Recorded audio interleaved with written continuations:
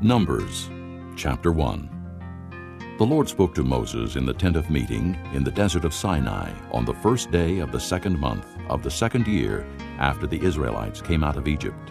He said, "Take a census of the whole Israelite community by their clans and families, listing every man by name, one by one. You and Aaron are to number by their divisions all the men in Israel 20 years old or more who are able to serve in the army. One man from each tribe, each the head of his family, is to help you. These are the names of the men who are to assist you. From Reuben, Elizur, son of Shedeur. From Simeon, Shelumiel, son of Zurishaddai. From Judah, Nahshon, son of Amminadab. From Issachar, Nathaniel, son of Zur. From Zebulun, Eliab, son of Helon. From the sons of Joseph, from Ephraim, Elishama, son of Ammihud. From Manasseh, Gamaliel, son of Pedazur. From Benjamin, Abidan, son of Gideoni. From Dan, Ahiezer, son of Ammishaddai. From Asher, Pagiel, son of Ochran. From Gad, Eliasaph, son of Duel. From Naphtali, Ahira, son of Enon. These were the men appointed from the community, the leaders of their ancestral tribes. They were the heads of the clans of Israel. Moses and Aaron took these men whose names had been given, and they called the whole community together on the first day of the second month. The people indicated their ancestry by their clans and families, and the men 20 years old or more were listed by name, one by one, as the Lord commanded Moses. And so he counted them in the desert of Sinai. From the descendants of Reuben, the firstborn son of Israel, all the men 20 years old or more who were able to serve in the army were listed by name, one by one, according to the records of their clans and families. The number from the tribe of Reuben was 46,500. From the descendants of Simeon, all the men 20 years old or more who were able to serve in the army were counted and listed by name, one by one, according to the records of their clans and families. The number from the tribe of Simeon was 59,300. From the descendants of Gad, all the men 20 years old or more who were able to serve in the army were listed by name according to the records of their clans and families. The number from the tribe of Gad was 45,650. From the descendants of Judah, all the men 20 years old or more who were able to serve in the army were listed by name according to the records of their clans and families. The number from the tribe of Judah was 74,600. From the descendants of Issachar, all the men 20 years old or more who were able to serve in the army were listed by name according to the records of their clans and families. The number from the tribe of Issachar was 54,400. From the descendants of Zebulun, all the men 20 years old or more who were able to serve in the army were listed by name according to the records of their clans and families. The number from the tribe of Zebulun was 57,400. From the sons of Joseph, from the descendants of Ephraim, all the men 20 years old or more who were able to serve in the army were listed by name according to the records of their clans and families. The number from the tribe of Ephraim was 40,500. From the descendants of Manasseh, all the men 20 years old or more who were able to serve in the army were listed by name according to the records of their clans and families. The number from the tribe of Manasseh was 32,200. From the descendants of Benjamin, all the men 20 years old or more who were able to serve in the army were listed by name according to the records of their clans and families. The number from the tribe of Benjamin was 35,400. From the descendants of Dan, all the men 20 years old or more who were able to serve in the army were listed by name according to the records of their clans and families. The number from the tribe of Dan was 62,700. From the descendants of Asher, all the men 20 years old or more who were able to serve in the army were listed by name according to the records of their clans and families. The number from the tribe of Asher was 41,500. From the descendants of Naphtali, all the men 20 years old or more who were able to serve in the army were listed by name according to the records of their clans and families. The number from the tribe of Naphtali was 53,400. These were the men counted by Moses and Aaron and the 12 leaders of Israel, each one representing his family. All the Israelites 20 years old or more who were able to serve in Israel's army were counted according to their families. The total number was 603,550. The families of the tribe of Levi, however, were not counted along with the others. The Lord had said to Moses, You must not count the tribe of Levi, or include them in the census of the other Israelites. Instead, appoint the Levites to be in charge of the tabernacle of the testimony, over all its furnishings and everything belonging to it. They are to carry the tabernacle and all its furnishings. They are to take care of it and encamp around it.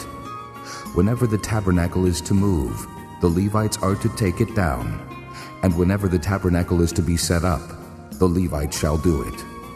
Anyone else who goes near it shall be put to death. The Israelites are to set up their tents by divisions, each man in his own camp under his own standard. The Levites, however, are to set up their tents around the tabernacle of the testimony, so that wrath will not fall on the Israelite community. The Levites are to be responsible for the care of the tabernacle of the testimony.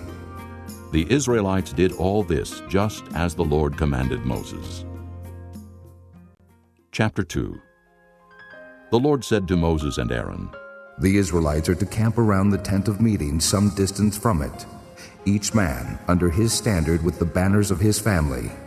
On the east, toward the sunrise, the divisions of the camp of Judah are to encamp under their standard. The leader of the people of Judah is Nahshon, son of Amminadab. His division numbers 74,600. The tribe of Issachar will camp next to them. The leader of the people of Issachar is Nathanael, son of Zur. His division numbers 54,400. The tribe of Zebulun will be next. The leader of the people of Zebulun is Eliab, son of Helon. His division numbers 57,400. All the men assigned to the camp of Judah, according to their divisions, number 186,400. They will set out first. On the south will be the divisions of the camp of Reuben under their standard. The leader of the people of Reuben is Elizur, son of Shedeur. His division numbers 46,500. The tribe of Simeon will camp next to them. The leader of the people of Simeon is Shelumiel, son of Zurishaddai. His division numbers 59,300. The tribe of Gad will be next. The leader of the people of Gad is Eliasaph, son of Duel. His division numbers 45,650.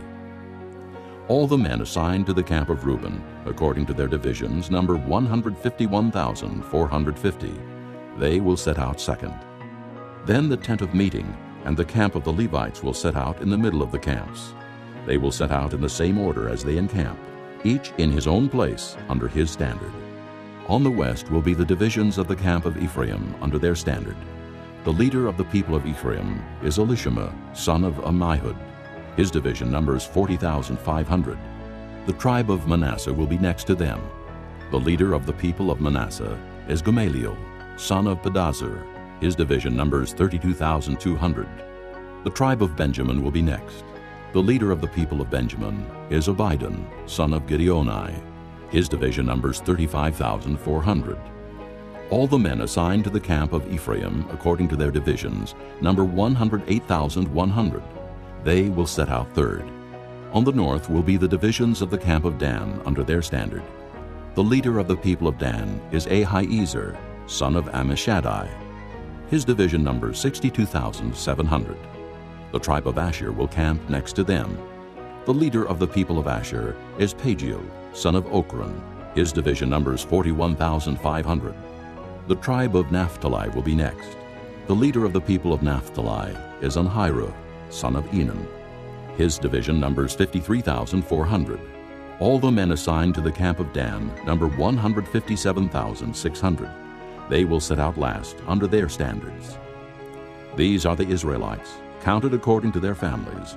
All those in the camps by their divisions number 603,550. The Levites, however, were not counted along with the other Israelites, as the Lord commanded Moses. So the Israelites did everything the Lord commanded Moses. That is the way they encamped under their standards, and that is the way they set out, each with his clan and family. Chapter 3. This is the account of the family of Aaron and Moses at the time the Lord talked with Moses on Mount Sinai.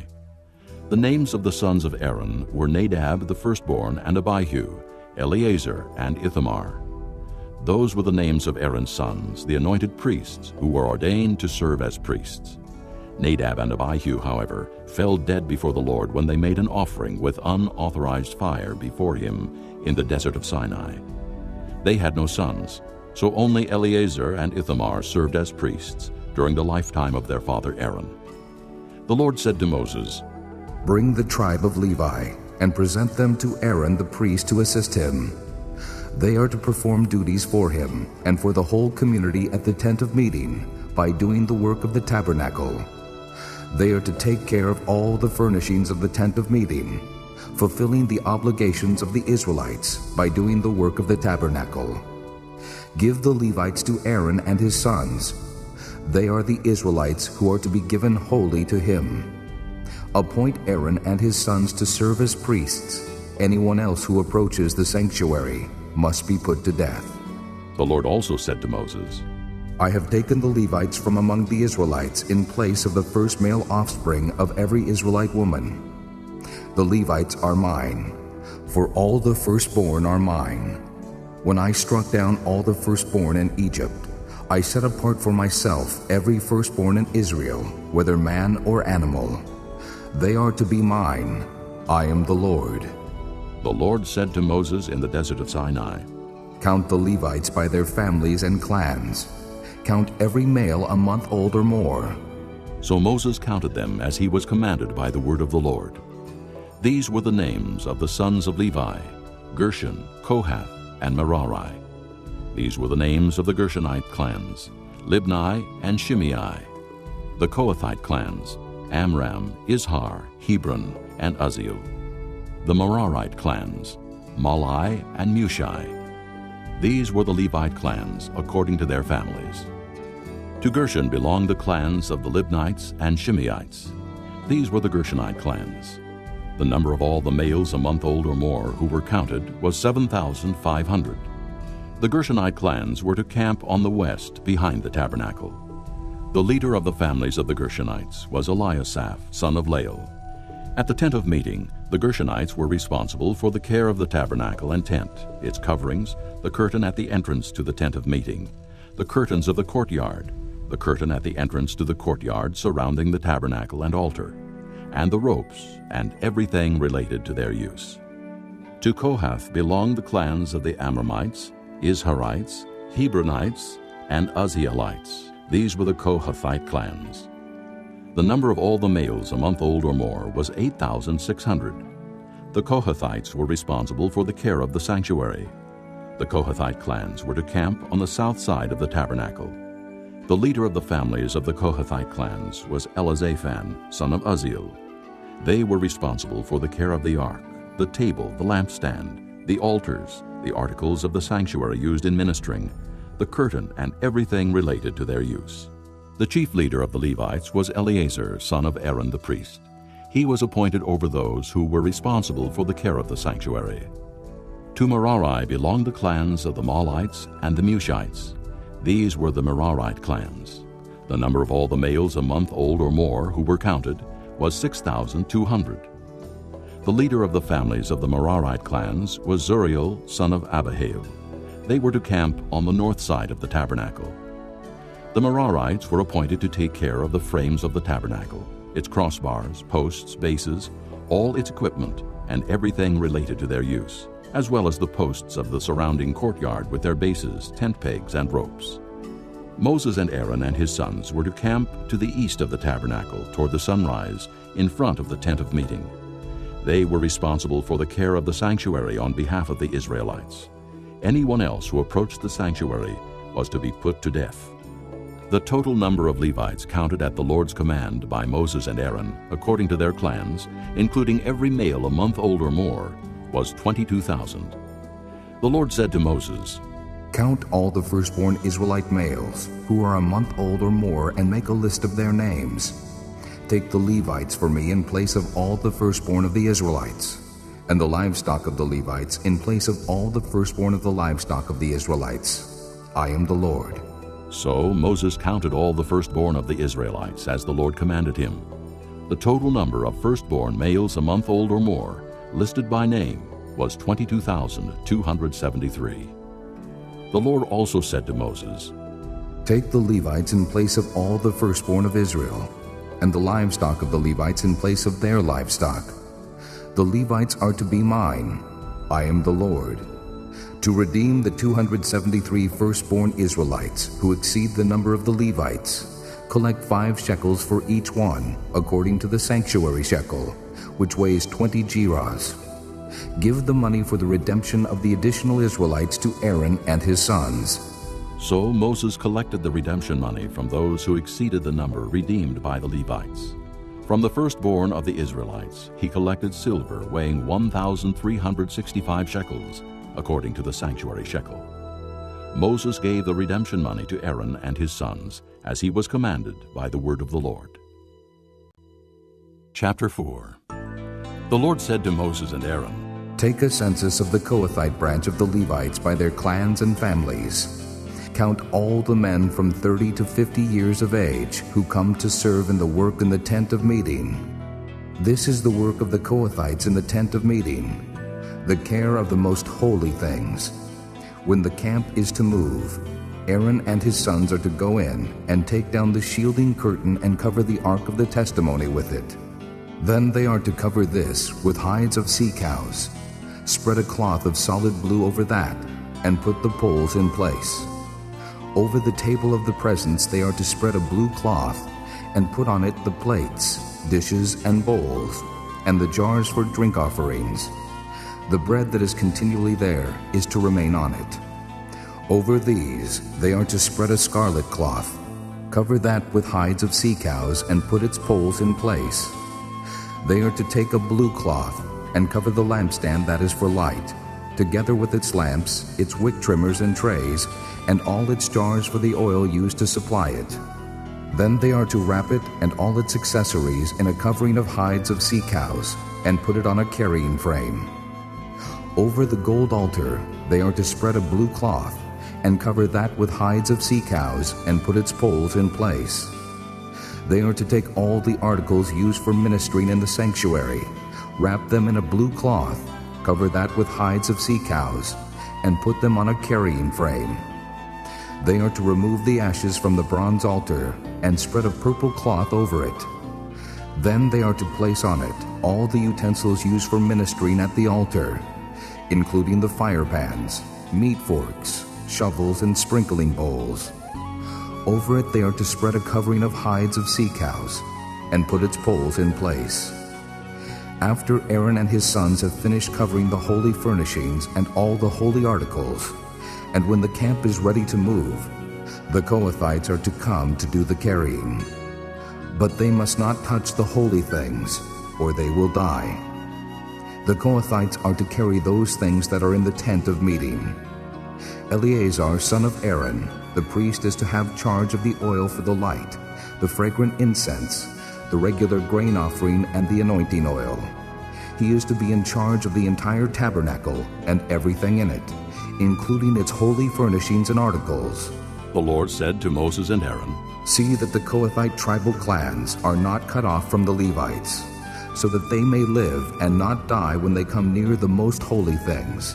Do this for them. Aaron and his sons are to go into the sanctuary and assign to each man his work and what he is to carry. But the Kohathites must not go in to look at the holy things, even for a moment, or they will die." The Lord said to Moses, "Take a census also of the Gershonites by their families and clans. Count all the men from 30 to 50 years of age who come to serve in the work at the tent of meeting. This is the service of the Gershonite clans as they work and carry burdens. They are to carry the curtains of the tabernacle, the tent of meeting, its covering, and the outer covering of hides of sea cows, the curtains for the entrance to the tent of meeting, the curtains of the courtyard surrounding the tabernacle and altar, the curtain for the entrance, the ropes and all the equipment used in its service. The Gershonites are to do all that needs to be done with these things.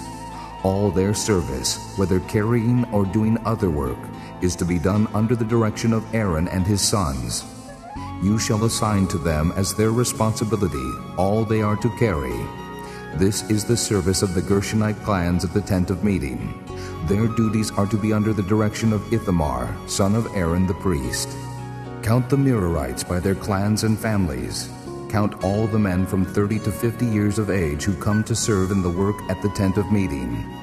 This is their duty as they perform service at the tent of meeting, to carry the frames of the tabernacle, its crossbars, posts, and bases, as well as the posts of the surrounding courtyard with their bases, tent pegs, ropes, all their equipment and everything related to their use. Assign to each man the specific things he is to carry. This is the service of the Merarite clans as they work at the tent of meeting, under the direction of Ithamar, son of Aaron the priest. Moses, Aaron, and the leaders of the community counted the Kohathites by their clans and families. All the men from 30 to 50 years of age who came to serve in the work in the tent of meeting, counted by clans, were 2,750. This was the total of all those in the Kohathite clans who served in the tent of meeting. Moses and Aaron counted them according to the Lord's command through Moses. The Gershonites were counted by their clans and families. All the men from 30 to 50 years of age who came to serve in the work at the tent of meeting, counted by their clans and families, were 2,630. This was the total of those in the Gershonite clans who served at the tent of meeting. Moses and Aaron counted them according to the Lord's command. The Merarites were counted by their clans and families.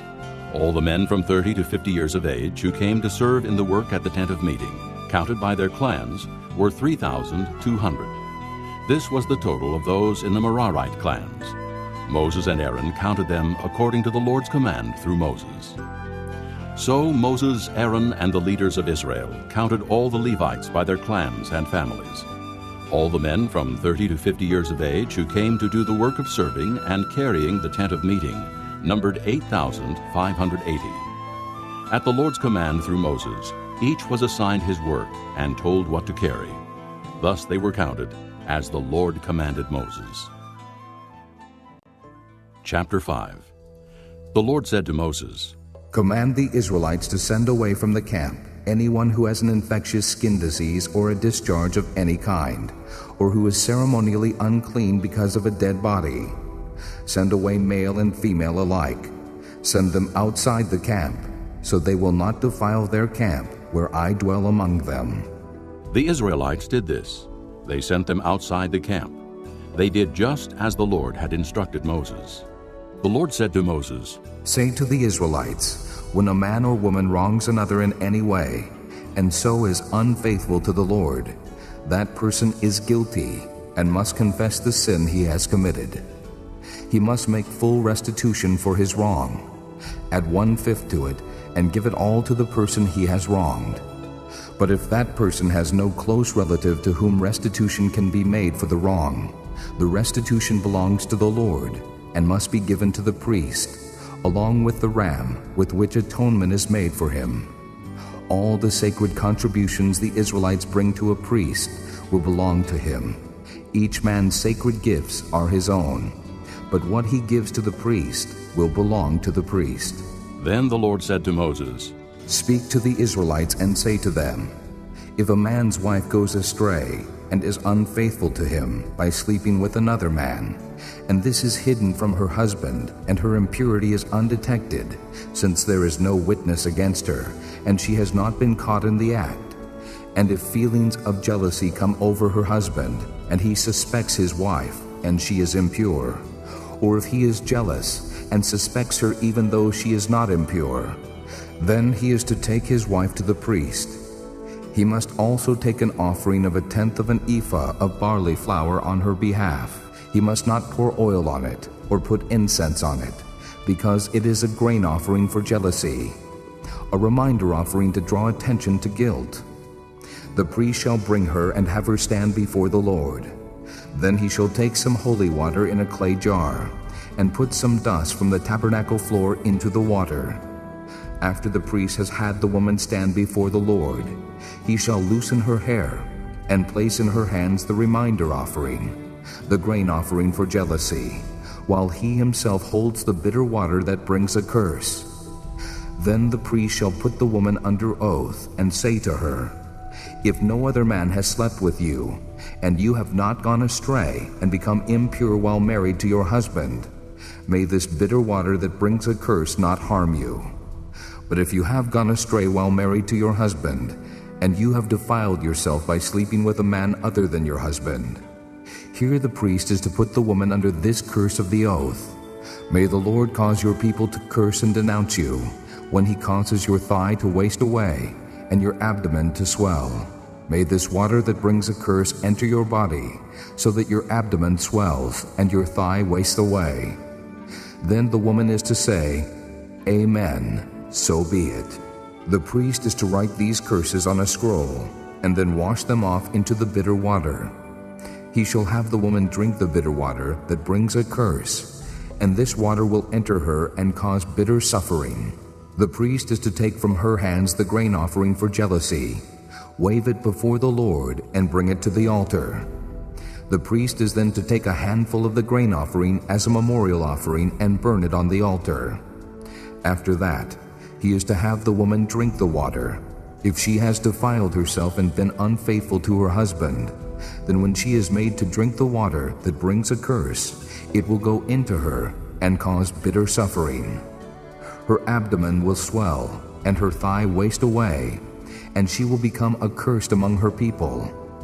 If, however, the woman has not defiled herself and is free from impurity, she will be cleared of guilt and will be able to have children. This then is the law of jealousy, when a woman goes astray and defiles herself while married to her husband, or when feelings of jealousy come over a man because he suspects his wife. The priest is to have her stand before the Lord and is to apply this entire law to her. The husband will be innocent of any wrongdoing, but the woman will bear the consequences of her sin. Chapter 6.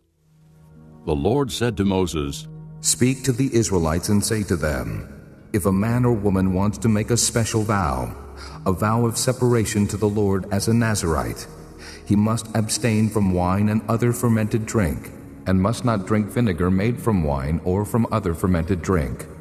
He must not drink grape juice or eat grapes or raisins. As long as he is a Nazirite, he must not eat anything that comes from the grapevine, not even the seeds or skins.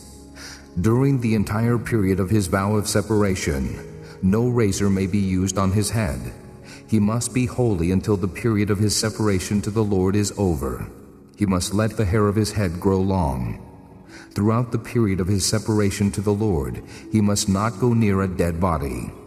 Even if his own father or mother or brother or sister dies, he must not make himself ceremonially unclean on account of them, because the symbol of his separation to God is on his head.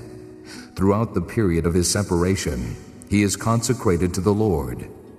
If someone dies suddenly in his presence, thus defiling the hair he has dedicated, he must shave his head on the day of his cleansing, the 7th day. Then on the 8th day he must bring 2 doves or 2 young pigeons to the priest at the entrance to the tent of meeting. The priest is to offer one as a sin offering, and the other as a burnt offering to make atonement for him, because he sinned by being in the presence of the dead body. That same day he is to consecrate his head. He must dedicate himself to the Lord for the period of his separation, and must bring a year-old male lamb as a guilt offering. The previous days do not count, because he became defiled during his separation. Now this is the law for the Nazirite when the period of his separation is over. He is to be brought to the entrance to the tent of meeting. There he is to present his offerings to the Lord: a year-old male lamb without defect for a burnt offering, a year-old ewe lamb without defect for a sin offering, a ram without defect for a fellowship offering, together with their grain offerings and drink offerings, and a basket of bread made without yeast, cakes made of fine flour mixed with oil, and wafers spread with oil. The priest is to present them before the Lord and make the sin offering and the burnt offering. He is to present the basket of unleavened bread and is to sacrifice the ram as a fellowship offering to the Lord, together with its grain offering and drink offering. Then, at the entrance to the tent of meeting, the Nazirite must shave off the hair that he dedicated. He is to take the hair and put it in the fire that is under the sacrifice of the fellowship offering. After the Nazirite has shaved off the hair of his dedication, the priest is to place in his hands a boiled shoulder of the ram and a cake and a wafer from the basket, both made without yeast. The priest shall then wave them before the Lord as a wave offering. They are holy and belong to the priest, together with the breast that was waved and the thigh that was presented.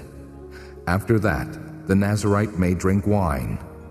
This is the law of the Nazirite, who vows his offering to the Lord in accordance with his separation, in addition to whatever else he can afford. He must fulfill the vow he has made, according to the law of the Nazirite. The Lord said to Moses, "Tell Aaron and his sons, this is how you are to bless the Israelites. Say to them, 'The Lord bless you and keep you. The Lord make his face shine upon you and be gracious to you. The Lord turn his face toward you and give you peace.' So they will put my name on the Israelites, and I will bless them." Chapter 7. When Moses finished setting up the tabernacle, he anointed it and consecrated it and all its furnishings. He also anointed and consecrated the altar and all its utensils. Then the leaders of Israel, the heads of families who were the tribal leaders in charge of those who were counted, made offerings. They brought as their gifts before the Lord 6 covered carts and 12 oxen, an ox from each leader, and a cart from every 2. These they presented before the tabernacle. The Lord said to Moses, "Accept these from them, that they may be used in the work of the tent of meeting. Give them to the Levites, as each man's work requires." So Moses took the carts and oxen and gave them to the Levites. He gave 2 carts and 4 oxen to the Gershonites as their work required. And he gave 4 carts and 8 oxen to the Merarites as their work required. They were all under the direction of Ithamar, son of Aaron the priest. But Moses did not give any to the Kohathites, because they were to carry on their shoulders the holy things for which they were responsible. When the altar was anointed, the leaders brought their offerings for its dedication and presented them before the altar. For the Lord had said to Moses, "Each day, one leader is to bring his offering for the dedication of the altar." The one who brought his offering on the first day was Nahshon, son of Amminadab of the tribe of Judah. His offering was 1 silver plate weighing 130 shekels, and 1 silver sprinkling bowl weighing 70 shekels, both according to the sanctuary shekel, each filled with fine flour mixed with oil as a grain offering. 1 gold dish weighing 10 shekels, filled with incense. 1 young bull, 1 ram, and 1 male lamb a year old for a burnt offering. 1 male goat for a sin offering. And 2 oxen, 5 rams, 5 male goats, and 5 male lambs a year old, to be sacrificed as a fellowship offering. This was the offering of Nahshon, son of Amminadab. On the second day, Nathanael, son of Zuar, the leader of Issachar, brought his offering. The offering he brought was 1 silver plate weighing 130 shekels, and 1 silver sprinkling bowl weighing 70 shekels, both according to the sanctuary shekel, each filled with fine flour mixed with oil as a grain offering. 1 gold dish weighing 10 shekels, filled with incense. 1 young bull, 1 ram, and 1 male lamb a year old for a burnt offering. 1 male goat for a sin offering. And 2 oxen, 5 rams, 5 male goats, and 5 male lambs a year old, to be sacrificed as a fellowship offering.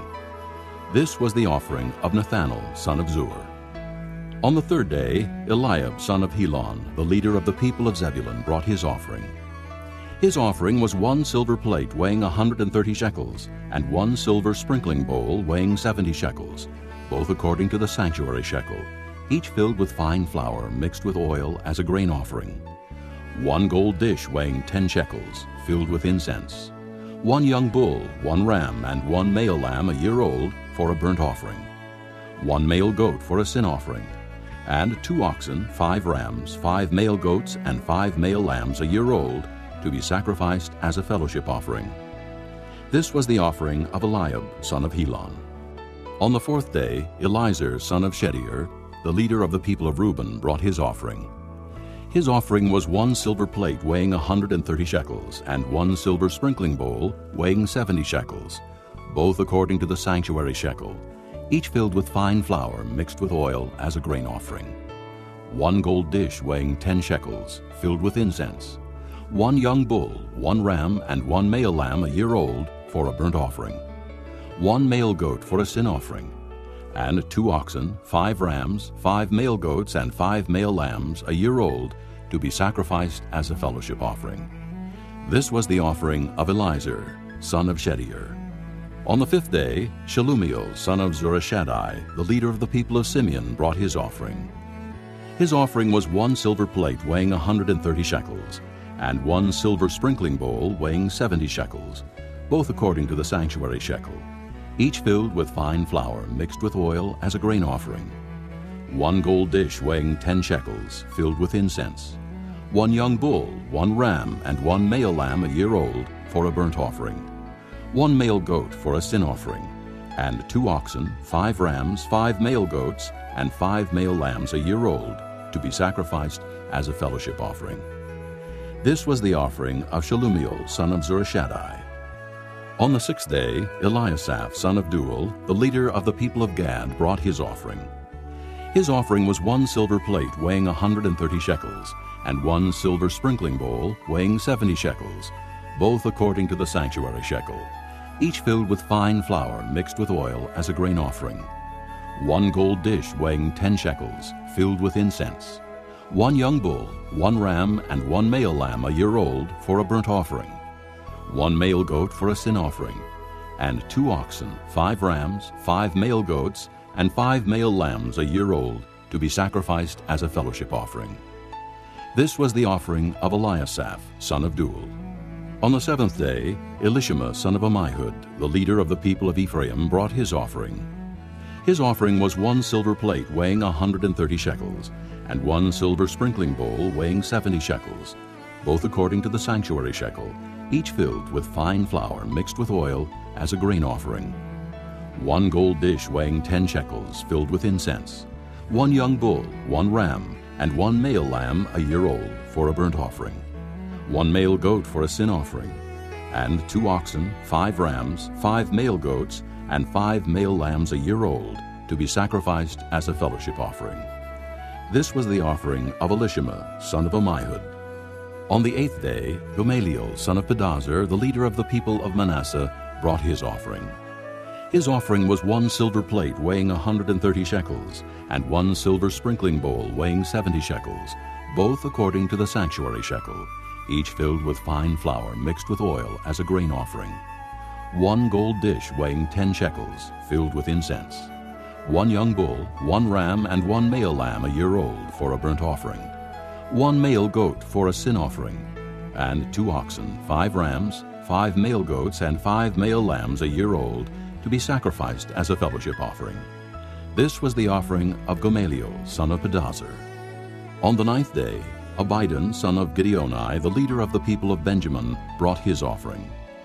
His offering was 1 silver plate weighing 130 shekels, and 1 silver sprinkling bowl weighing 70 shekels, both according to the sanctuary shekel, each filled with fine flour mixed with oil as a grain offering. 1 gold dish weighing 10 shekels, filled with incense. 1 young bull, 1 ram, and 1 male lamb a year old for a burnt offering. 1 male goat for a sin offering, and 2 oxen, 5 rams, 5 male goats, and 5 male lambs a year old to be sacrificed as a fellowship offering. This was the offering of Abidan, son of Gideoni. On the 10th day, Ahiezer, son of Ammishaddai, the leader of the people of Dan, brought his offering. His offering was 1 silver plate weighing 130 shekels, and 1 silver sprinkling bowl weighing 70 shekels, both according to the sanctuary shekel, each filled with fine flour mixed with oil as a grain offering. 1 gold dish weighing 10 shekels, filled with incense. 1 young bull, 1 ram, and 1 male lamb a year old for a burnt offering. 1 male goat for a sin offering, and 2 oxen, 5 rams, 5 male goats, and 5 male lambs a year old to be sacrificed as a fellowship offering. This was the offering of Ahiezer, son of Ammishaddai. On the 11th day, Pagiel, son of Ochran, the leader of the people of Asher, brought his offering. His offering was 1 silver plate weighing 130 shekels, and 1 silver sprinkling bowl weighing 70 shekels, both according to the sanctuary shekel, each filled with fine flour mixed with oil, as a grain offering. 1 gold dish weighing 10 shekels, filled with incense. 1 young bull, 1 ram, and 1 male lamb a year old for a burnt offering. 1 male goat for a sin offering, and 2 oxen, 5 rams, 5 male goats, and 5 male lambs a year old, to be sacrificed as a fellowship offering. This was the offering of Pagiel, son of Ochran. On the 12th day, Ahira, son of Enan, the leader of the people of Naphtali, brought his offering. His offering was 1 silver plate weighing 130 shekels, and 1 silver sprinkling bowl weighing 70 shekels, both according to the sanctuary shekel, each filled with fine flour mixed with oil as a grain offering. 1 gold dish weighing 10 shekels, filled with incense. 1 young bull, 1 ram, and 1 male lamb a year old for a burnt offering. 1 male goat for a sin offering, and 2 oxen, 5 rams, 5 male goats, and 5 male lambs a year old, to be sacrificed as a fellowship offering. This was the offering of Ahira, son of Enan. These were the offerings of the Israelite leaders for the dedication of the altar when it was anointed: 12 silver plates, 12 silver sprinkling bowls, and 12 gold dishes. Each silver plate weighed 130 shekels, and each sprinkling bowl 70 shekels. Altogether, the silver dishes weighed 2,400 shekels, according to the sanctuary shekel. The 12 gold dishes filled with incense weighed 10 shekels each, according to the sanctuary shekel. Altogether, the gold dishes weighed 120 shekels. The total number of animals for the burnt offering came to 12 young bulls, 12 rams, and 12 male lambs a year old, together with their grain offering. 12 male goats were used for the sin offering. The total number of animals for the sacrifice of the fellowship offering came to 24 oxen, 60 rams, 60 male goats, and 60 male lambs a year old. These were the offerings for the dedication of the altar after it was anointed. When Moses entered the tent of meeting to speak with the Lord, he heard the voice speaking to him from between the 2 cherubim above the atonement cover on the ark of the testimony, and he spoke with him. Chapter 8. The Lord said to Moses, "Speak to Aaron and say to him, when you set up the 7 lamps, they are to light the area in front of the lampstand." Aaron did so. He set up the lamps so that they faced forward on the lampstand, just as the Lord commanded Moses. This is how the lampstand was made. It was made of hammered gold, from its base to its blossoms. The lampstand was made exactly like the pattern the Lord had shown Moses. The Lord said to Moses, "Take the Levites from among the other Israelites and make them ceremonially clean. To purify them, do this: sprinkle the water of cleansing on them. Then have them shave their whole bodies and wash their clothes, and so purify themselves. Have them take a young bull with its grain offering of fine flour mixed with oil. Then you are to take a second young bull for a sin offering. Bring the Levites to the front of the tent of meeting and assemble the whole Israelite community. You are to bring the Levites before the Lord, and the Israelites are to lay their hands on them. Aaron is to present the Levites before the Lord as a wave offering from the Israelites, so that they may be ready to do the work of the Lord. After the Levites lay their hands on the heads of the bulls, use the one for a sin offering to the Lord and the other for a burnt offering, to make atonement for the Levites. Have the Levites stand in front of Aaron and his sons, and then present them as a wave offering to the Lord. In this way, you are to set the Levites apart from the other Israelites, and the Levites will be mine. After you have purified the Levites and presented them as a wave offering, they are to come to do their work at the tent of meeting. They are the Israelites who are to be given wholly to me.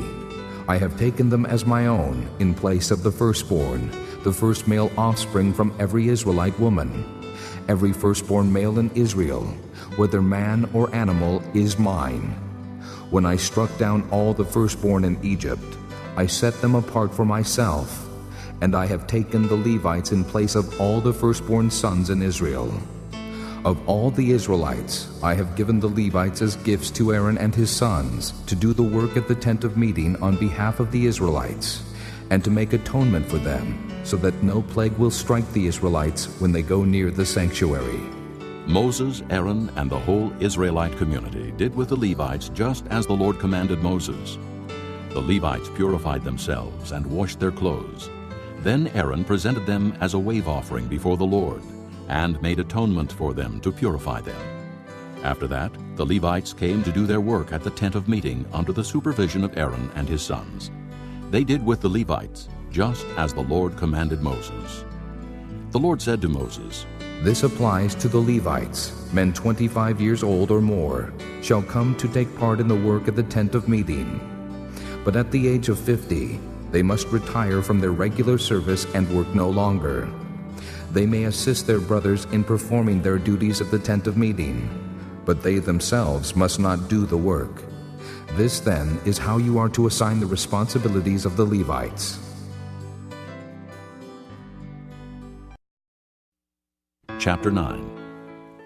The Lord spoke to Moses in the desert of Sinai in the first month of the second year after they came out of Egypt. He said, Have the Israelites celebrate the Passover at the appointed time.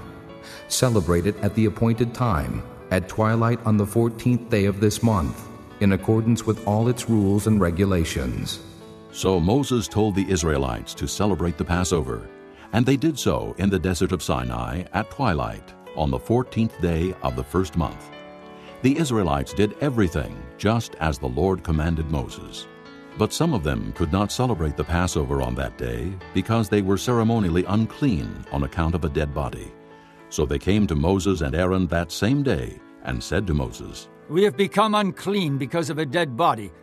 But why should we be kept from presenting the Lord's offering with the other Israelites at the appointed time?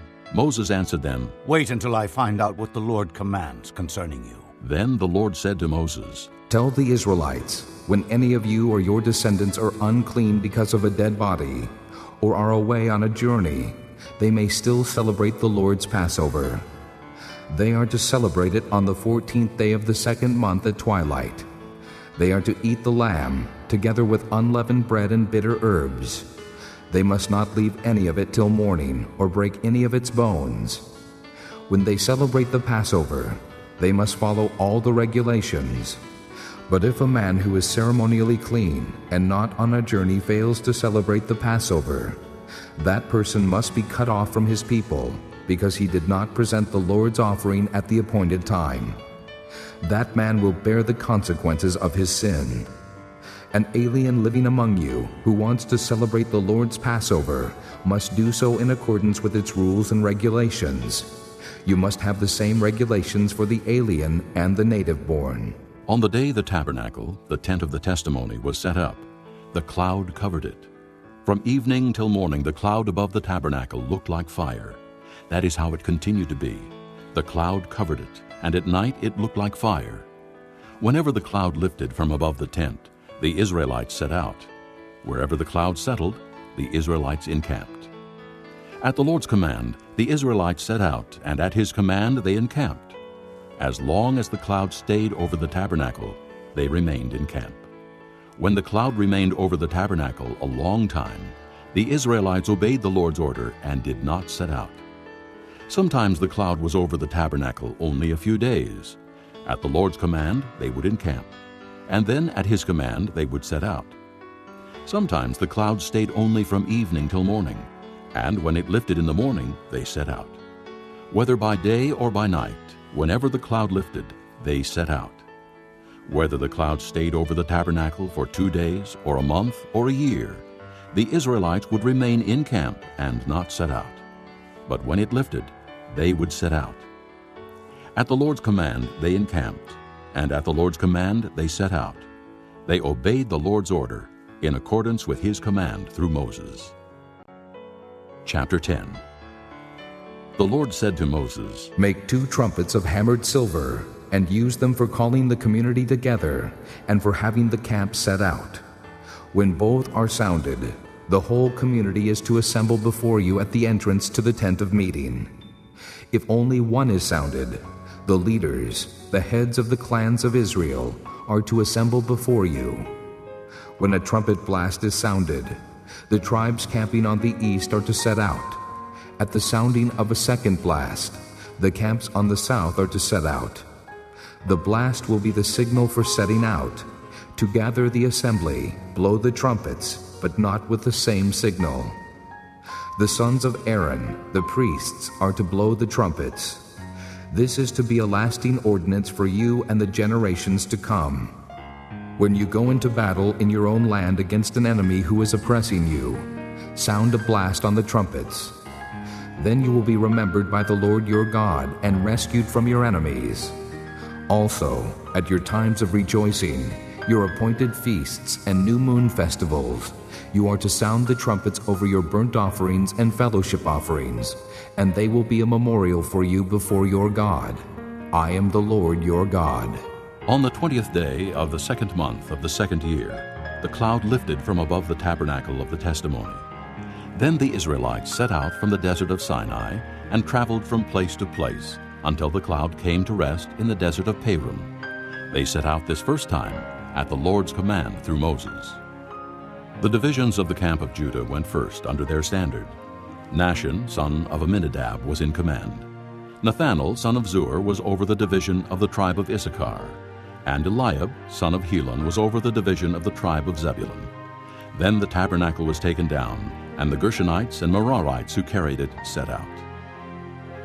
The divisions of the camp of Reuben went next under their standard.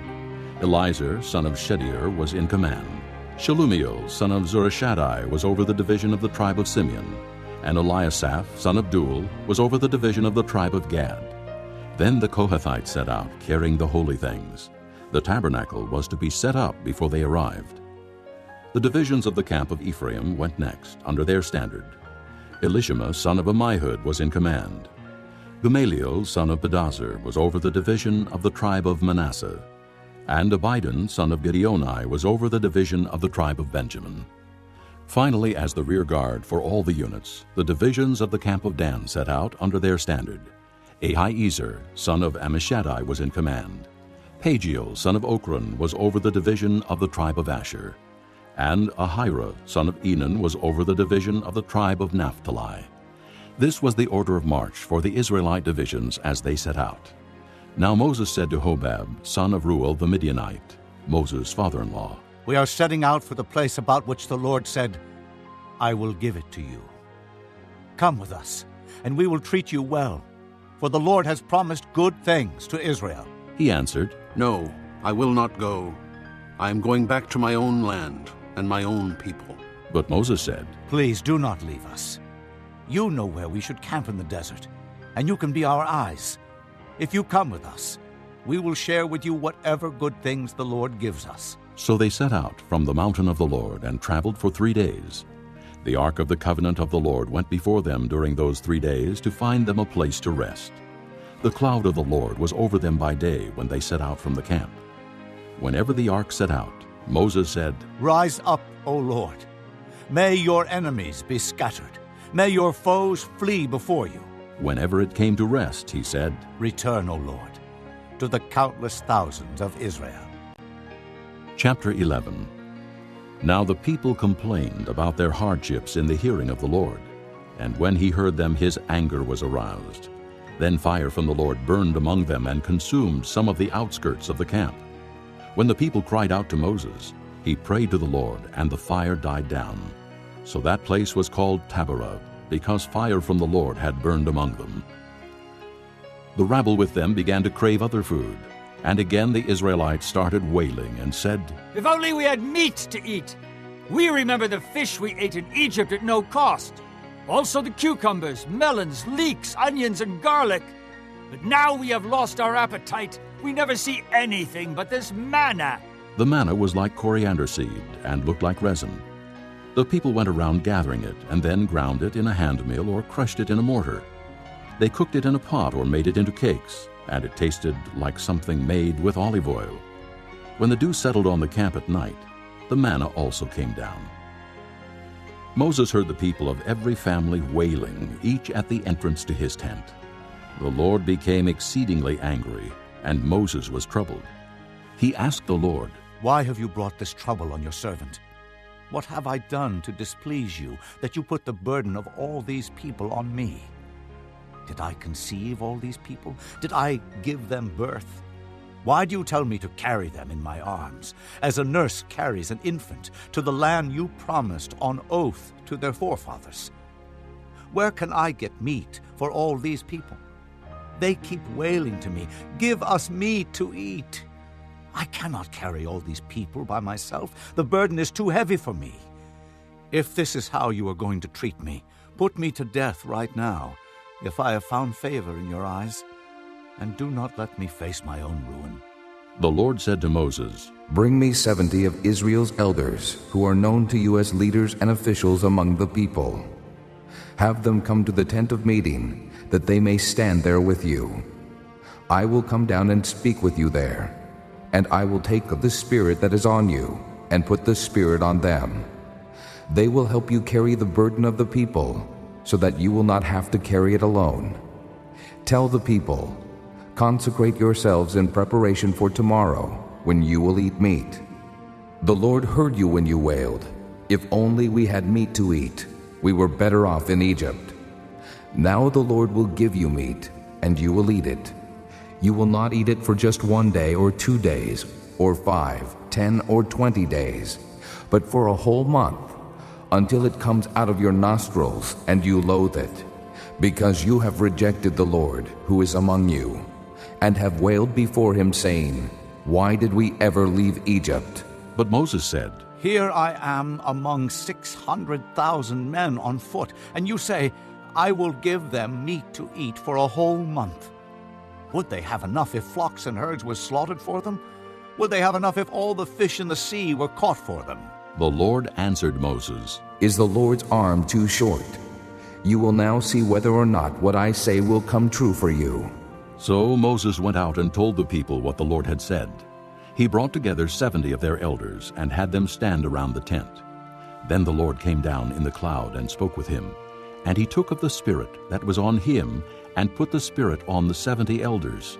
When the Spirit rested on them, they prophesied, but they did not do so again. However, 2 men, whose names were Eldad and Medad, had remained in the camp. They were listed among the elders, but did not go out to the tent. Yet the Spirit also rested on them, and they prophesied in the camp. A young man ran and told Moses, "Eldad and Medad are prophesying in the camp." Joshua son of Nun, who had been Moses' aide since youth, spoke up and said, "Moses, my lord, stop them!" But Moses replied, "Are you jealous for my sake? I wish that all the Lord's people were prophets, and that the Lord would put his Spirit on them." Then Moses and the elders of Israel returned to the camp. Now a wind went out from the Lord and drove quail in from the sea. It brought them down all around the camp to about 3 feet above the ground, as far as a day's walk in any direction. All that day and night, and all the next day, the people went out and gathered quail. No one gathered less than 10 homers. Then they spread them out all around the camp. But while the meat was still between their teeth, and before it could be consumed, the anger of the Lord burned against the people, and he struck them with a severe plague. Therefore the place was named Kibroth Hattaavah, because there they buried the people who had craved other food. From Kibroth Hattaavah, the people traveled to Hazeroth and stayed there. Chapter 12. Miriam and Aaron began to talk against Moses because of his Cushite wife, for he had married a Cushite. "Has the Lord spoken only through Moses?" They asked, Hasn't he also spoken through us? and the Lord heard this. Now Moses was a very humble man, more humble than anyone else on the face of the earth. At once the Lord said to Moses, Aaron, and Miriam, Come out to the tent of meeting, all 3 of you. So the 3 of them came out. Then the Lord came down in a pillar of cloud.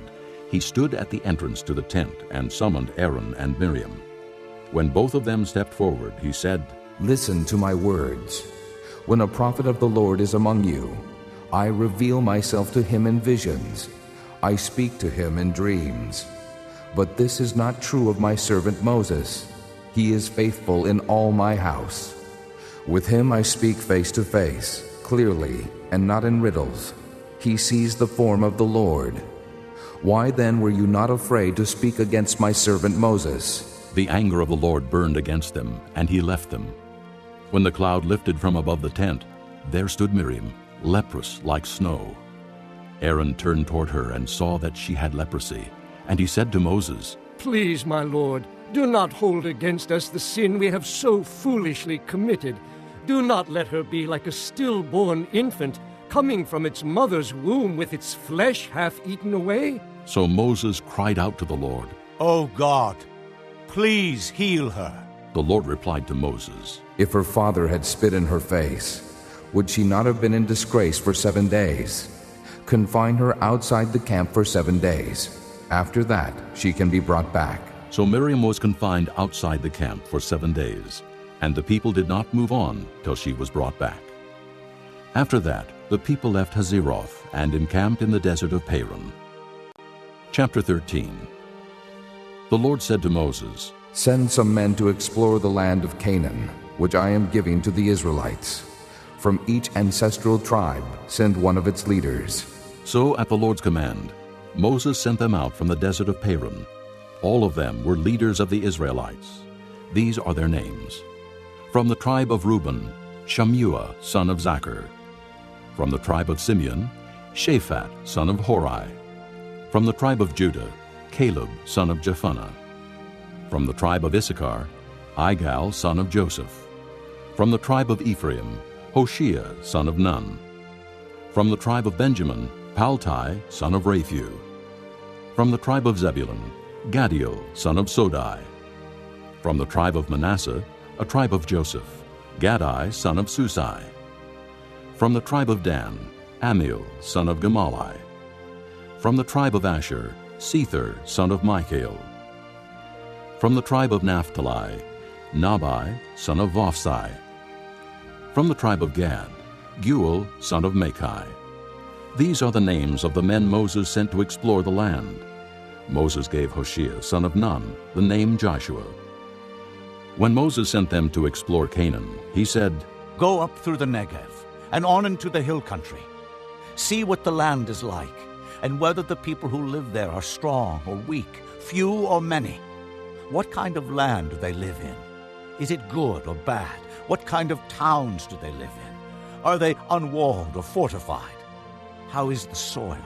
Is it fertile or poor? Are there trees on it or not?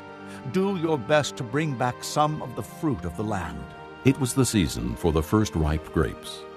So they went up and explored the land from the desert of Zin as far as Rehob toward Lebo-Hamath. They went up through the Negev and came to Hebron, where Ahiman, Sheshai, and Talmai, the descendants of Anak, lived. Hebron had been built 7 years before Zoan in Egypt. When they reached the valley of Eshcol, they cut off a branch bearing a single cluster of grapes. 2 of them carried it on a pole between them, along with some pomegranates and figs. That place was called the Valley of Eshcol because of the cluster of grapes the Israelites cut off there. At the end of 40 days, they returned from exploring the land. They came back to Moses and Aaron and the whole Israelite community at Kadesh in the desert of Paran. There they reported to them and to the whole assembly and showed them the fruit of the land. They gave Moses this account. "We went into the land to which you sent us, and it does flow with milk and honey. Here is its fruit. But the people who live there are powerful, and the cities are fortified and very large. We even saw descendants of Anak there. The Amalekites live in the Negev, the Hittites, Jebusites, and Amorites live in the hill country, and the Canaanites live near the sea and along the Jordan." Then Caleb silenced the people before Moses and said, We should go up and take possession of the land, for we can certainly do it. But the men who had gone up with him said, "We can't attack those people. They're stronger than we are." and they spread among the Israelites a bad report about the land they had explored. They said, "The land we explored devours those living in it. All the people we saw there are of great size. We saw the Nephilim there. The descendants of Anak come from the Nephilim. We seemed like grasshoppers in our own eyes, and we looked the same to them." Chapter 14. That night all the people of the community raised their voices and wept aloud. All the Israelites grumbled against Moses and Aaron, and the whole assembly said to them, If only we had died in Egypt or in this desert. Why is the Lord bringing us to this land only to let us fall by the sword? Our wives and children will be taken as plunder. Wouldn't it be better for us to go back to Egypt? And they said to each other, We should choose a leader and go back to Egypt. Then Moses and Aaron fell face down in front of the whole Israelite assembly gathered there. Joshua son of Nun and Caleb son of Jephunneh, who were among those who had explored the land, tore their clothes and said to the entire Israelite assembly, The land we passed through and explored is exceedingly good. If the Lord is pleased with us, He will lead us into that land, a land flowing with milk and honey, and will give it to us. Only do not rebel against the Lord, and do not be afraid of the people of the land, because we will swallow them up. Their protection is gone, but the Lord is with us. Do not be afraid of them. But the whole assembly talked about stoning them. Then the glory of the Lord appeared at the tent of meeting to all the Israelites. The Lord said to Moses, How long will these people treat me with contempt? How long will they refuse to believe in me, in spite of all the miraculous signs I have performed among them? I will strike them down with a plague and destroy them, but I will make you into a nation greater and stronger than they. Moses said to the Lord, Then the Egyptians will hear about it. By your power you brought these people up from among them, and they will tell the inhabitants of this land about it. They have already heard that you, O Lord, are with these people, and that you, O Lord, have been seen face to face, that your cloud stays over them, and that you go before them in a pillar of cloud by day and a pillar of fire by night. If you put these people to death all at one time, the nations who have heard this report about you will say, The Lord was not able to bring these people into the land He promised them on oath, so He slaughtered them in the desert. Now may the Lord's strength be displayed, just as you have declared. The Lord is slow to anger, abounding in love and forgiving sin and rebellion. Yet He does not leave the guilty unpunished. He punishes the children for the sin of the fathers, to the third and fourth generation. In accordance with your great love, forgive the sin of these people, just as you have pardoned them from the time they left Egypt until now. The Lord replied, I have forgiven them as you asked. Nevertheless, as surely as I live, and as surely as the glory of the Lord fills the whole earth, not one of the men who saw my glory and the miraculous signs I performed in Egypt and in the desert, but who disobeyed me and tested me 10 times, not one of them will ever see the land I promised on oath to their forefathers. No one who has treated me with contempt will ever see it. But because my servant Caleb has a different spirit and follows me wholeheartedly, I will bring him into the land he went to, and his descendants will inherit it. Since the Amalekites and Canaanites are living in the valleys, turn back tomorrow and set out toward the desert along the route to the Red Sea. The Lord said to Moses and Aaron, How long will this wicked community grumble against me? I have heard the complaints of these grumbling Israelites. So tell them, As surely as I live, declares the Lord, I will do to you the very things I heard you say. In this desert your bodies will fall, every one of you, 20 years old or more, who was counted in the census, and who has grumbled against me. Not one of you will enter the land I swore with uplifted hand to make your home, except Caleb, son of Jephunneh, and Joshua, son of Nun. As for your children, that you said would be taken as plunder, I will bring them in to enjoy the land you have rejected. But you, your bodies will fall in this desert. Your children will be shepherds here for 40 years, suffering for your unfaithfulness, until the last of your bodies lies in the desert. For 40 years, 1 year for each of the 40 days you explored the land. You will suffer for your sins and know what it is like to have me against you. I, the Lord, have spoken, and I will surely do these things to this whole wicked community, which has banded together against me. They will meet their end in this desert. Here they will die. So the men Moses had sent to explore the land, who returned and made the whole community grumble against him by spreading a bad report about it. These men, responsible for spreading the bad report about the land, were struck down and died of a plague before the Lord. Of the men who went to explore the land, only Joshua son of Nun and Caleb son of Jephunneh survived. When Moses reported this to all the Israelites, they mourned bitterly. Early the next morning they went up toward the high hill country. "We have sinned," they said. "We will go up to the place the Lord promised." But Moses said, "Why are you disobeying the Lord's command? This will not succeed. Do not go up, because the Lord is not with you. You will be defeated by your enemies, for the Amalekites and Canaanites will face you there. Because you have turned away from the Lord, He will not be with you, and you will fall by the sword." Nevertheless, in their presumption, they went up toward the high hill country, though neither Moses nor the ark of the Lord's covenant moved from the camp. Then the Amalekites and Canaanites who lived in that hill country came down and attacked them and beat them down all the way to Hormah.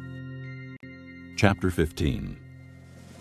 The Lord said to Moses, "Speak to the Israelites and say to them, after you enter the land I am giving you as a home, and you present to the Lord offerings made by fire, from the herd or the flock, as an aroma pleasing to the Lord, whether burnt offerings or sacrifices, for special vows or free will offerings or festival offerings. Then the one who brings his offering shall present to the Lord a grain offering of 1/10 of an ephah of fine flour, mixed with 1/4 of a hin of oil. With each lamb for the burnt offering or the sacrifice, prepare 1/4 of a hin of wine as a drink offering. With a ram, prepare a grain offering of 2/10 of an ephah of fine flour mixed with 1/3 of a hin of oil, and 1/3 of a hin of wine as a drink offering. Offer it as an aroma pleasing to the Lord. When you prepare a young bull as a burnt offering or sacrifice for a special vow or a fellowship offering to the Lord, bring with the bull a grain offering of 3/10 of an ephah of fine flour mixed with 1/2 a hin of oil. Also, bring 1/2 a hin of wine as a drink offering. It will be an offering made by fire, an aroma pleasing to the Lord. Each bull or ram, each lamb or young goat, is to be prepared in this manner. Do this for each one, for as many as you prepare. Everyone who is native-born must do these things in this way when he brings an offering made by fire, as an aroma pleasing to the Lord. For the generations to come, whenever an alien or anyone else living among you presents an offering made by fire as an aroma pleasing to the Lord, he must do exactly as you do. The community is to have the same rules for you and for the alien living among you. This is a lasting ordinance for the generations to come. You and the alien shall be the same before the Lord. The same laws and regulations will apply both to you and to the alien living among you." The Lord said to Moses, "Speak to the Israelites and say to them, when you enter the land to which I am taking you, and you eat the food of the land, present a portion as an offering to the Lord. Present a cake from the first of your ground meal, and present it as an offering from the threshing floor. Throughout the generations to come, you are to give this offering to the Lord from the first of your ground meal. Now, if you unintentionally fail to keep any of these commands the Lord gave Moses, any of the Lord's commands to you through him, from the day the Lord gave them and continuing through the generations to come, and if this is done unintentionally without the community being aware of it, then the whole community is to offer a young bull for a burnt offering as an aroma pleasing to the Lord, along with its prescribed grain offering and drink offering, and a male goat for a sin offering. The priest is to make atonement for the whole Israelite community, and they will be forgiven, for it was not intentional, and they have brought to the Lord for their wrong an offering made by fire and a sin offering. The whole Israelite community and the aliens living among them will be forgiven, because all the people were involved in the unintentional wrong. But if just one person sins unintentionally, he must bring a year-old female goat for a sin offering. The priest is to make atonement before the Lord for the one who erred by sinning unintentionally, and when atonement has been made for him, he will be forgiven. One and the same law applies to everyone who sins unintentionally, whether he is a native-born Israelite or an alien. But anyone who sins defiantly, whether native-born or alien, blasphemes the Lord, and that person must be cut off from his people. because he has despised the Lord's word and broken his commands. That person must surely be cut off. His guilt remains on him." While the Israelites were in the desert, a man was found gathering wood on the Sabbath day. Those who found him gathering wood brought him to Moses and Aaron and the whole assembly, and they kept him in custody because it was not clear what should be done to him. Then the Lord said to Moses, "The man must die. The whole assembly must stone him outside the camp." So the assembly took him outside the camp and stoned him to death, as the Lord commanded Moses. The Lord said to Moses, "Speak to the Israelites and say to them, throughout the generations to come, you are to make tassels on the corners of your garments, with a blue cord on each tassel. You will have these tassels to look at, and so you will remember all the commands of the Lord, that you may obey them, and not prostitute yourselves by going after the lusts of your own hearts and eyes. Then you will remember to obey all my commands, and will be consecrated to your God. I am the Lord your God, who brought you out of Egypt to be your God. I am the Lord your God." Chapter 16. Korah, son of Izhar, the son of Kohath, the son of Levi, and certain Reubenites, Dathan and Abiram, sons of Eliab, and On, son of Peleth, became insolent and rose up against Moses. With them were 250 Israelite men, well-known community leaders who had been appointed members of the council. They came as a group to oppose Moses and Aaron, and said to them, "You have gone too far. The whole community is holy, every one of them, and the Lord is with them. Why then do you set yourselves above the Lord's assembly?" When Moses heard this, he fell face down. Then he said to Korah and all his followers, "In the morning, the Lord will show who belongs to him and who is holy, and he will have that person come near him. The man he chooses, he will cause to come near him. You, Korah, and all your followers are to do this. Take censers, and tomorrow put fire and incense in them before the Lord. The man the Lord chooses will be the one who is holy. You Levites have gone too far." Moses also said to Korah, "Now listen, you Levites. Isn't it enough for you that the God of Israel has separated you from the rest of the Israelite community and brought you near himself to do the work at the Lord's tabernacle and to stand before the community and minister to them? He has brought you and all your fellow Levites near himself, but now you are trying to get the priesthood too. It is against the Lord that you and all your followers have banded together. Who is Aaron that you should grumble against him?" Then Moses summoned Dathan and Abiram, the sons of Eliab. But they said, "We will not come. Isn't it enough that you have brought us up out of a land flowing with milk and honey to kill us in the desert? And now you also want to lord it over us? Moreover, you haven't brought us into a land flowing with milk and honey, or given us an inheritance of fields and vineyards. Will you gouge out the eyes of these men? No, we will not come." Then Moses became very angry and said to the Lord, "Do not accept their offering. I have not taken so much as a donkey from them, nor have I wronged any of them." Moses said to Korah, "You and all your followers are to appear before the Lord tomorrow, you and they and Aaron. Each man is to take his censer and put incense in it, 250 censers in all, and present it before the Lord. You and Aaron are to present your censers also." So each man took his censer, put fire and incense in it, and stood with Moses and Aaron at the entrance to the tent of meeting. When Korah had gathered all his followers in opposition to them at the entrance to the tent of meeting, the glory of the Lord appeared to the entire assembly. The Lord said to Moses and Aaron, "Separate yourselves from this assembly, so I can put an end to them at once." But Moses and Aaron fell face down and cried out, "O God, God of the spirits of all mankind, will you be angry with the entire assembly when only one man sins?" Then the Lord said to Moses, "Say to the assembly, move away from the tents of Korah, Dathan, and Abiram." Moses got up and went to Dathan and Abiram, and the elders of Israel followed him. He warned the assembly, "Move back from the tents of these wicked men.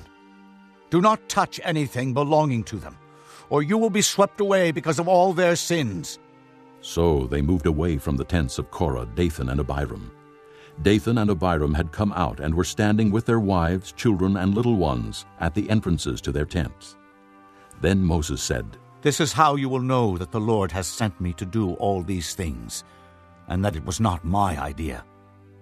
If these men die a natural death and experience only what usually happens to men, then the Lord has not sent me.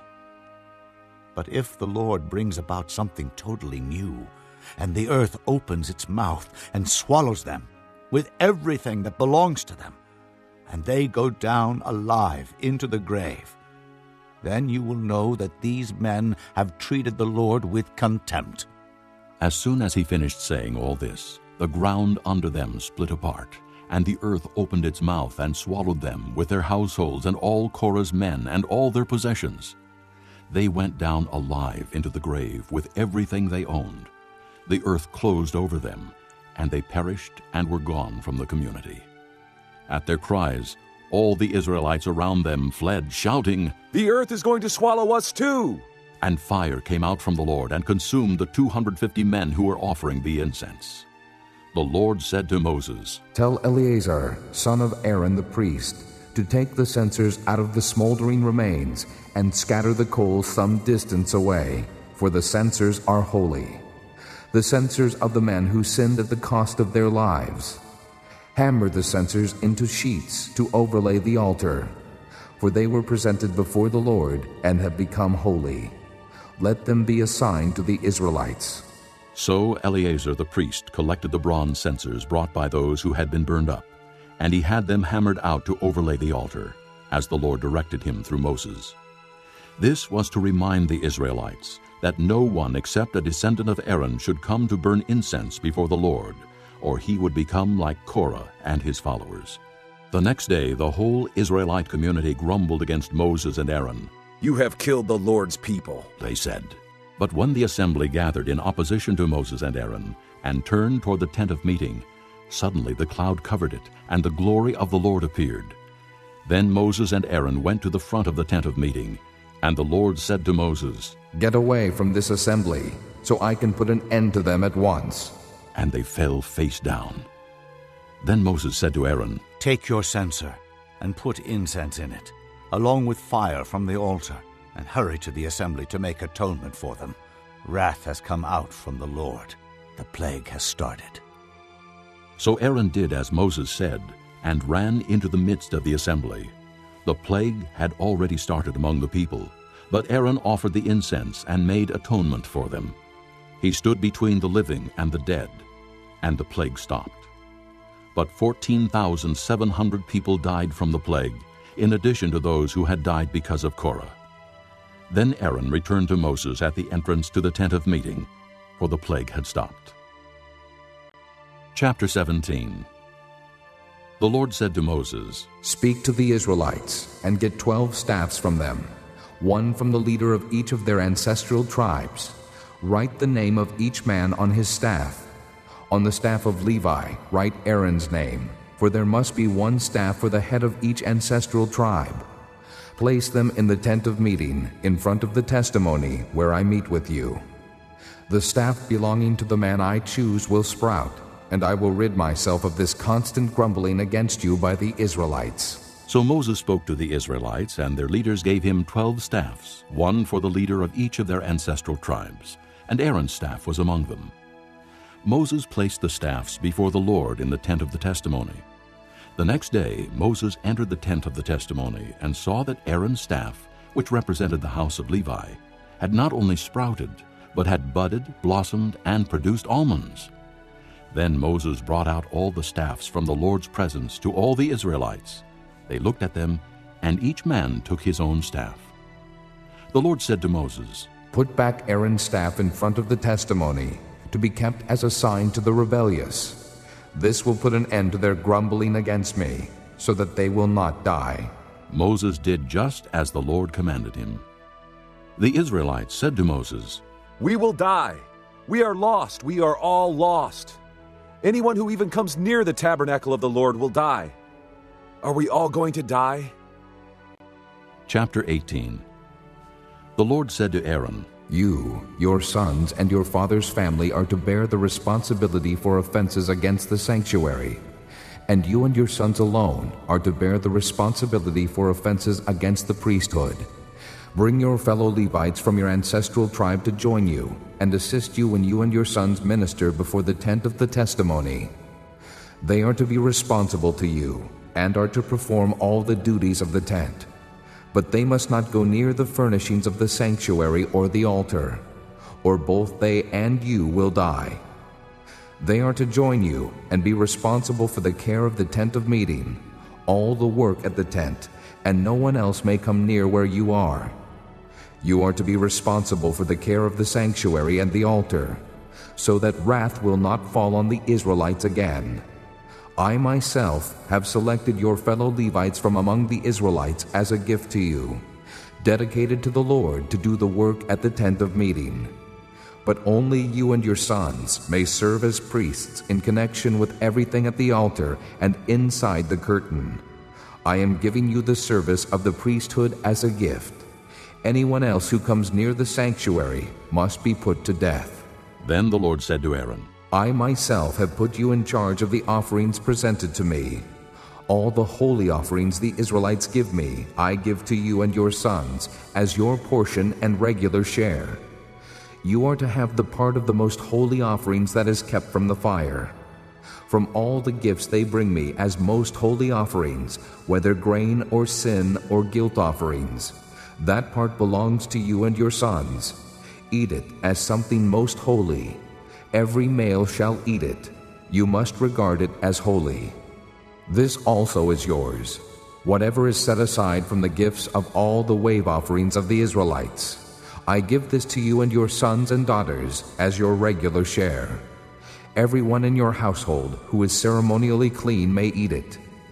I give you all the finest olive oil, and all the finest new wine and grain they give the Lord as the first fruits of their harvest. All the land's first fruits that they bring to the Lord will be yours. Everyone in your household who is ceremonially clean may eat it. Everything in Israel that is devoted to the Lord is yours. The first offspring of every womb, both man and animal, that is offered to the Lord is yours. But you must redeem every firstborn son and every firstborn male of unclean animals.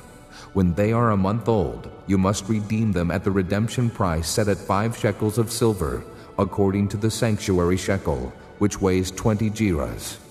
But you must not redeem the firstborn of an ox, a sheep, or a goat. They are holy. Sprinkle their blood on the altar and burn their fat as an offering made by fire, an aroma pleasing to the Lord. Their meat is to be yours, just as the breast of the wave offering and the right thigh are yours. Whatever is set aside from the holy offerings the Israelites present to the Lord, I give to you and your sons and daughters as your regular share. It is an everlasting covenant of salt before the Lord for both you and your offspring.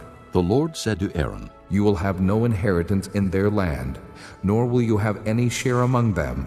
I am your share and your inheritance among the Israelites. I give to the Levites all the tithes in Israel as their inheritance in return for the work they do while serving at the tent of meeting. From now on, the Israelites must not go near the tent of meeting, or they will bear the consequences of their sin and will die. It is the Levites who are to do the work at the tent of meeting and bear the responsibility for offenses against it. This is a lasting ordinance for the generations to come. They will receive no inheritance among the Israelites. Instead, I give to the Levites as their inheritance the tithes that the Israelites present as an offering to the Lord. That is why I said concerning them, they will have no inheritance among the Israelites. The Lord said to Moses, Speak to the Levites and say to them, When you receive from the Israelites the tithe I give you as your inheritance, you must present 1/10 of that tithe as the Lord's offering. Your offering will be reckoned to you as grain from the threshing floor or juice from the winepress. In this way, you also will present an offering to the Lord from all the tithes you receive from the Israelites. From these tithes, you must give the Lord's portion to Aaron the priest. You must present as the Lord's portion the best and holiest part of everything given to you. Say to the Levites, When you present the best part, it will be reckoned to you as the product of the threshing floor or the winepress. You and your households may eat the rest of it anywhere, for it is your wages for your work at the tent of meeting. By presenting the best part of it, you will not be guilty in this matter. Then you will not defile the holy offerings of the Israelites, and you will not die. Chapter 19. The Lord said to Moses and Aaron, This is a requirement of the law that the Lord has commanded. Tell the Israelites to bring you a red heifer without defect or blemish, and that has never been under a yoke. Give it to Eleazar the priest. It is to be taken outside the camp and slaughtered in his presence. Then Eleazar the priest is to take some of its blood on his finger and sprinkle it 7 times toward the front of the tent of meeting. While he watches, the heifer is to be burned, its hide, flesh, blood, and offal. The priest is to take some cedar wood, hyssop, and scarlet wool, and throw them onto the burning heifer. After that, the priest must wash his clothes and bathe himself with water. He may then come into the camp, but he will be ceremonially unclean till evening. The man who burns it must also wash his clothes and bathe with water, and he too will be unclean till evening. A man who is clean shall gather up the ashes of the heifer and put them in a ceremonially clean place outside the camp. They shall be kept by the Israelite community for use in the water of cleansing. It is for purification from sin. The man who gathers up the ashes of the heifer must also wash his clothes, and he too will be unclean till evening. This will be a lasting ordinance, both for the Israelites and for the aliens living among them. Whoever touches the dead body of anyone will be unclean for 7 days. He must purify himself with the water on the 3rd day and on the 7th day. Then he will be clean. But if he does not purify himself on the 3rd and 7th days, he will not be clean. Whoever touches the dead body of anyone and fails to purify himself defiles the Lord's tabernacle. That person must be cut off from Israel. Because the water of cleansing has not been sprinkled on him, he is unclean. His uncleanness remains on him. This is the law that applies when a person dies in a tent.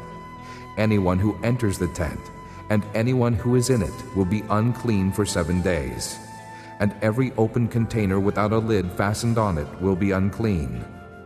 Anyone out in the open who touches someone who has been killed with a sword, or someone who has died a natural death, or anyone who touches a human bone or a grave will be unclean for 7 days. For the unclean person, put some ashes from the burnt purification offering into a jar and pour fresh water over them. Then a man who is ceremonially clean is to take some hyssop, dip it in the water, and sprinkle the tent and all the furnishings and the people who were there. He must also sprinkle anyone who has touched a human bone or a grave, or someone who has been killed, or someone who has died a natural death. The man who is clean is to sprinkle the unclean person on the 3rd and 7th days, and on the 7th day he is to purify him. The person being cleansed must wash his clothes and bathe with water, and that evening he will be clean. But if a person who is unclean does not purify himself, he must be cut off from the community, because he has defiled the sanctuary of the Lord.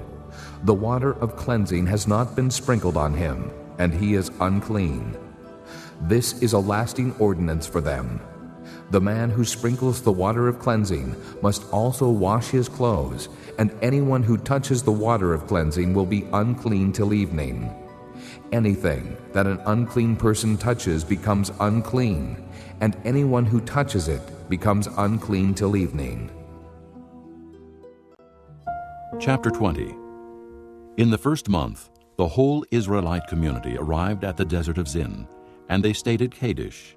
There Miriam died and was buried. Now there was no water for the community, and the people gathered in opposition to Moses and Aaron. They quarreled with Moses and said, "If only we had died when our brothers fell dead before the Lord. Why did you bring the Lord's community into this desert, that we and our livestock should die here? Why did you bring us up out of Egypt to this terrible place? It has no grain or figs, grapevines or pomegranates, and there is no water to drink. Moses and Aaron went from the assembly to the entrance to the tent of meeting and fell face down, and the glory of the Lord appeared to them. The Lord said to Moses, "Take the staff, and you and your brother Aaron gather the assembly together. Speak to that rock before their eyes, and it will pour out its water. You will bring water out of the rock for the community, so they and their livestock can drink." So Moses took the staff from the Lord's presence, just as he commanded him. He and Aaron gathered the assembly together in front of the rock, and Moses said to them, "Listen, you rebels. Must we bring you water out of this rock?" Then Moses raised his arm and struck the rock twice with his staff. Water gushed out, and the community and their livestock drank. But the Lord said to Moses and Aaron, "Because you did not trust in me enough to honor me as holy in the sight of the Israelites, you will not bring this community into the land I give them." These were the waters of Meribah, where the Israelites quarreled with the Lord, and where he showed himself holy among them. Moses sent messengers from Kadesh to the king of Edom, saying, "This is what your brother Israel says. You know about all the hardships that have come upon us. Our forefathers went down into Egypt, and we lived there many years. The Egyptians mistreated us and our fathers. But when we cried out to the Lord, he heard our cry and sent an angel and brought us out of Egypt. Now we are here at Kadesh, a town on the edge of your territory. Please, let us pass through your country. We will not go through any field or vineyard or drink water from any well. We will travel along the king's highway and not turn to the right or to the left until we have passed through your territory." But Edom answered, "You may not pass through here. If you try, we will march out and attack you with the sword." The Israelites replied, "We will go along the main road, and if we or our livestock drink any of your water, we will pay for it. We only want to pass through on foot, nothing else." Again they answered, "You may not pass through." Then Edom came out against them with a large and powerful army. Since Edom refused to let them go through their territory, Israel turned away from them. The whole Israelite community set out from Kadesh and came to Mount Hor. At Mount Hor, near the border of Edom, the Lord said to Moses and Aaron, "Aaron will be gathered to his people.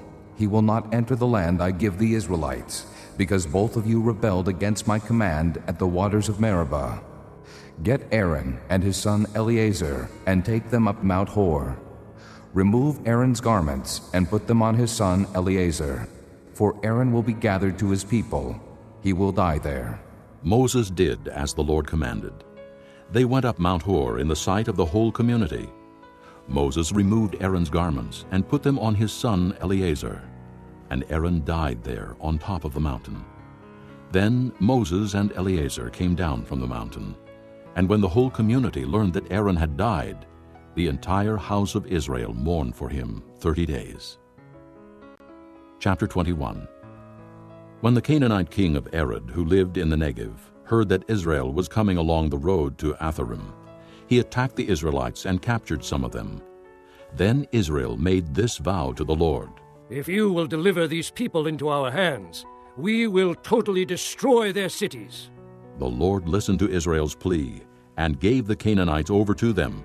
They completely destroyed them and their towns, so the place was named Hormah. They traveled from Mount Hor along the route to the Red Sea to go around Edom. But the people grew impatient on the way. They spoke against God and against Moses and said, "Why have you brought us up out of Egypt to die in the desert? There is no bread, there is no water, and we detest this miserable food." Then the Lord sent venomous snakes among them. They bit the people, and many Israelites died. The people came to Moses and said, "We sinned when we spoke against the Lord and against you. Pray that the Lord will take the snakes away from us." So Moses prayed for the people. The Lord said to Moses, "Make a snake and put it up on a pole. Anyone who is bitten can look at it and live." So Moses made a bronze snake and put it up on a pole. Then when anyone was bitten by a snake and looked at the bronze snake, he lived. The Israelites moved on and camped at Oboth. Then they set out from Oboth and camped in Abarim, in the desert that faces Moab toward the sunrise. From there they moved on and camped in the Zered Valley. They set out from there and camped alongside the Arnon, which is in the desert extending into Amorite territory. The Arnon is the border of Moab, between Moab and the Amorites. That is why the book of the wars of the Lord says, Waheb in Suphah and the ravines, the Arnon and the slopes of the ravines that lead to the site of Ar, and lie along the border of Moab. From there they continued on to Beer, the well where the Lord said to Moses, Gather the people together, and I will give them water. Then Israel sang this song, Spring up, O well! Sing about it, about the well that the princes dug, that the nobles of the people sank, the nobles with scepters and staffs. Then they went from the desert to Mattanah, from Mattanah to Nahaliel, from Nahaliel to Bamoth, and from Bamoth to the valley in Moab, where the top of Pisgah overlooks the wasteland. Israel sent messengers to say to Sihon, king of the Amorites, Let us pass through your country. We will not turn aside into any field or vineyard, or drink water from any well. We will travel along the king's highway until we have passed through your territory. But Sihon would not let Israel pass through his territory. He mustered his entire army and marched out into the desert against Israel. When he reached Jahaz, he fought with Israel. Israel, however, put him to the sword and took over his land from the Arnon to the Jabbok, but only as far as the Ammonites, because their border was fortified. Israel captured all the cities of the Amorites and occupied them, including Heshbon and all its surrounding settlements. Heshbon was the city of Sihon, king of the Amorites, who had fought against the former king of Moab and had taken from him all his land as far as the Arnon. That is why the poets say, Come to Heshbon and let it be rebuilt. Let Sihon's city be restored. Fire went out from Heshbon, a blaze from the city of Sihon. It consumed Ar of Moab, the citizens of Arnon's heights. Woe to you, O Moab! You are destroyed, O people of Chemosh. He has given up his sons as fugitives and his daughters as captives to Sihon, king of the Amorites. But we have overthrown them. Heshbon is destroyed all the way to Dibon. We have demolished them as far as Nophah, which extends to Medeba. So Israel settled in the land of the Amorites. After Moses had sent spies to Jazer, the Israelites captured its surrounding settlements and drove out the Amorites who were there. Then they turned and went up along the road toward Bashan, and Og, king of Bashan, and his whole army marched out to meet them in battle at Edrei. The Lord said to Moses, Do not be afraid of him, for I have handed him over to you with his whole army and his land. Do to him what you did to Sihon, king of the Amorites, who reigned in Heshbon. So they struck him down, together with his sons and his whole army, leaving them no survivors, and they took possession of his land.